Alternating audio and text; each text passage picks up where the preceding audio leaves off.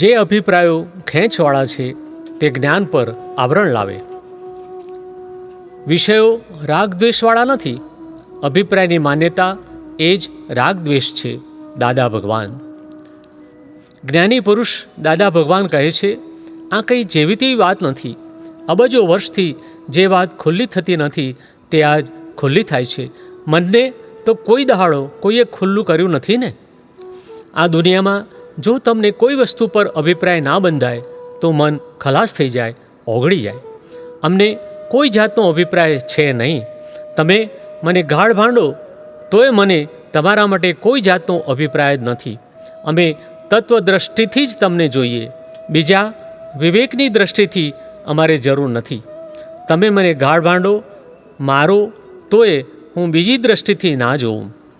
દાદાશ્રી કહે છે, અમને કોઈનો અભિપ્રાય ન હોય ને અમારું મન ખાલી થઈ ગયેલું હોય, પીગળી ગયેલું હોય, છતાં પણ મન ચાલુ હોય. આ પંખો ફરે છે ને એવી રીતે અમારું મન ચાલુ હોય.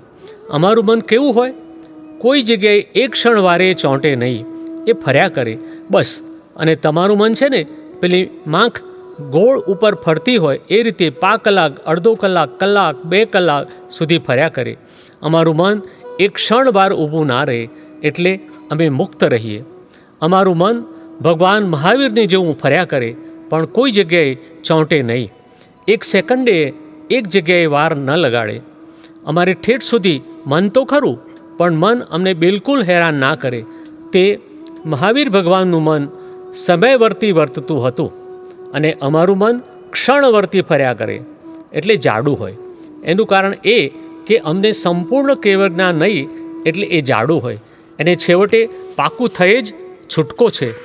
અમારું મન અમને બાંધે નહીં, તમને મન બાંધે છે. તમને જો રાતે 10:30 વાગે અસીલનો વિચાર આવ્યો હોય અને એ વિચાર ખૂંચ્યો તો રાતના 12 વગાડે. જે રીતે અમે નિર્ગ્રંથ થયા તે રીતે અમે તમને નિર્ગ્રંથ કરીએ. તમારે અભિપ્રાયનો પણ અભિપ્રાય રાખવો ના જોઈએ, એવા ઉપાય કરવાના.